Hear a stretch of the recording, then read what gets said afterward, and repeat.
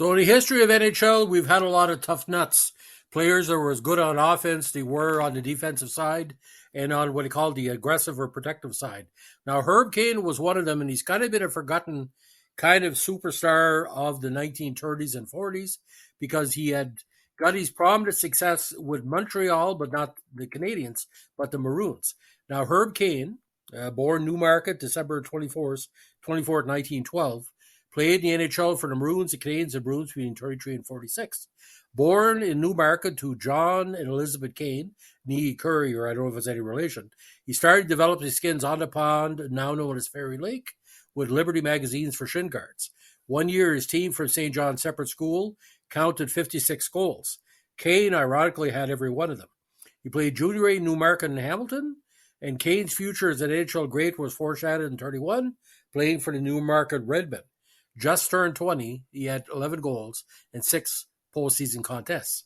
When he launched his NHL career with the Maroons for part of the 34 season, Boston sports writer Bill Grimes claimed that a Maroon scout had gone to Windsor to evaluate Toe Blake, but he picked Kane over Blake, who remained a lifelong friend of Kane.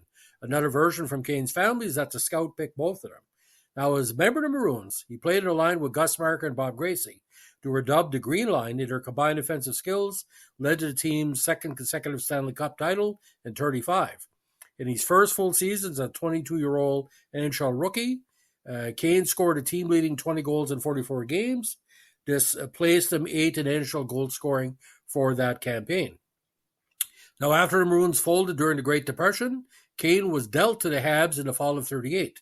In his one season with Montreal, or the French, as some Boston sports writers called him, Kane stood second in goal scoring behind Toe Blake. He had 13, while Toe had 24. This was before Montreal became a powerhouse, and in 39, he finished 6th of 7 teams in season play. Montreal notched only 39 points that year against Boston 74. Eventually, Boston won the Cup, while Montreal was on heavy monetary watch, and some people think the team was about to fold. Now, at the beginning of the 1940 season, he was a holdout in Habs training camp, bargaining for a better salary. Montreal eventually traded him to Boston for Charlie Sands and Ray Getzlaf. Kane played his first game with the Bruins, their season opener in Toronto, on November 4th, before practicing with his new team. And that contest, it goes down to Bruins lore as one of the iconic ones. The Bruins lost 5-0, but went on to finish first in the league on the season. Now, that year, Milt Schmidt and Woody Dumart led the Bruins scoring with 22 counters each, with Kane in third with 21, tied with Bobby Bauer. Kane had 7 game winners, and his 21 total goals tied him with Hall of Famer Gordie Drellin for 4th place in goal scoring in the entire league. Only 5 players scored 20 goals or more that campaign, with 4 of them for the Bruins. Now, with the Second World War continuing into 41, Canadian authorities threatened to prohibit single men between the ages of 21 and 25 from working in the States. Nearly all hockey players in the States were Canadian. Kane turned 29 and 41, and he was married, so he was free to make his living in the U.S. But the younger Schmidt and Dumart enlisted with the RCAF, potentially breaking up the Bruins' famous Kraut line of Schmidt, Dumart, and Bauer. These three finished 1-2-3 in initial scoring in 1940, Schmidt with 52 points and Bauer and Dumart with 43 each. In spite of their initial military call-up, the Krauts played the entire 41 season. Kane was injured, missed 9 games, and finished the 41 campaign with just 8 counters and 10 assists. In the playoffs, however, with 2 goals and 3 helpers, he was 6th in Bruins scoring and helped to win the Stanley Cup in 41, his number 2, as we say. Now, in 42, Kane again notched 8 goals and 10 assists when he missed 15 games due to injuries. In 42, more hockey players were joining the war effort. In all, 10 eventual Hall of Fame forwards from Kane's era served in World War II. Boston lost an entire first line when the Krauts enlisted. On February 10, 42, Montreal and Boston players, arch enemies during the match, hoisted the Krauts to their shoulders and skated around the garden to honor their patriotic duty, which in large part meant being physical education instructors and playing hockey for military teams to boost morale.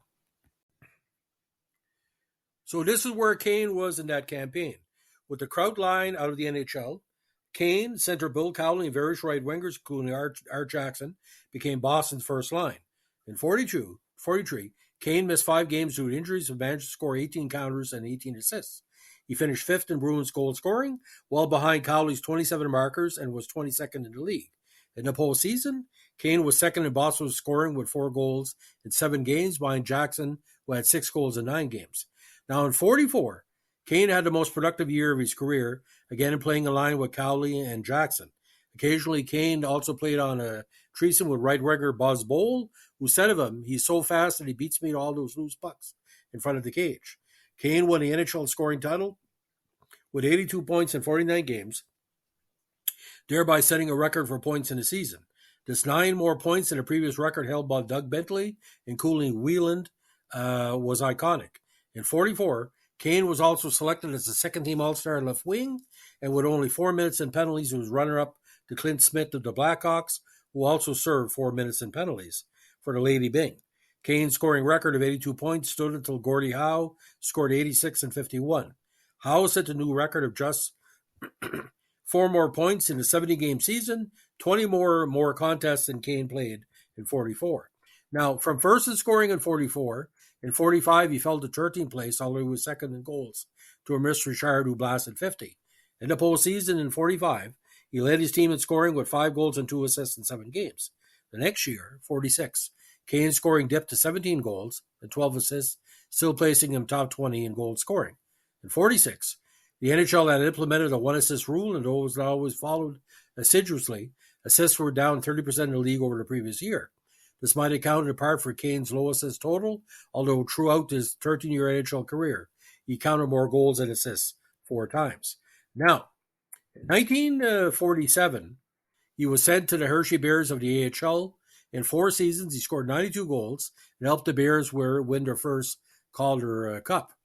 Near the end of his 4th season, he had a serious injury, and driving home to Newmarket from Pennsylvania at the end of the season with his leg in a cast, he decided to retire from pro hockey at age 35. Now, Kane claimed he was blackballed by Art Ross, the fire manager of the Bruins, because he asked for a raise. In Brian McFarland's book, The Bruins, Kane is quoted as saying that the 46 New York Rangers and the Blackhawks have been eager to acquire his services, and Kane's daughter, Colleen, collaborates McFarland's reporting. Now, when a benefit was held to raise money for his cancer treatment in the 60s, members of the NHL hockey squad sent a Kane a telegram indicating he had been nominated to the Hockey Hall of Fame.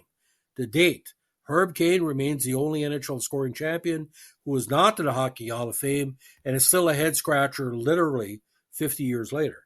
When he devoted himself to Newmarket, his wife Shirley and their children, Terry and Colleen, who claimed she was skating at 2. He coached the hometown Junior C team, the Newmarket Smokies, and he won the Ontario Championship in 56, 58, and 59. In 64, when Kane was diagnosed with Hodgkin's lymphoma, doctors at Toronto's Princess Margaret Hospital prescribed chemotherapy, but of course we all know Kane was a tough nut. He was expected to die, but lived another 17 years. Now, he was the NHL scoring leader in 44, and that year, second-team All-Star left wing, and led the NHL that year for a record in points in the season with 82. And I really don't know why the Hall of Fame has not recognized him. I don't think it has anything to do but just an oversight on certain people's parts. Final NHL totals: 206 goals, 194 assists for 400 points in 570 games, 29 points in 67 postseason contests. But his connection with the Maroons mini dynasty, his connection with the Kraut line with the Bruins, his connection to his hometown in Newmarket, winning several Junior C titles, I think he more deserves to be in the Hockey Hall of Fame. So I think it's up to the people out there to finally remember that before there was a Gordie Howe, there was a Herb Kane. And Herb Kane could have easily scored 100 points in that season. Like in a 70-game season, he would have been the first 100-point scorer. But imagine changing the rules to take away points from you. 1 assist instead of 2 made absolutely no sense. So that's the legacy of the great Herb Kane. If you like what we're doing here, we're the Vintage Montreal Canadiens and Maroons podcast. Let us know what to like, comment, subscribe, or share.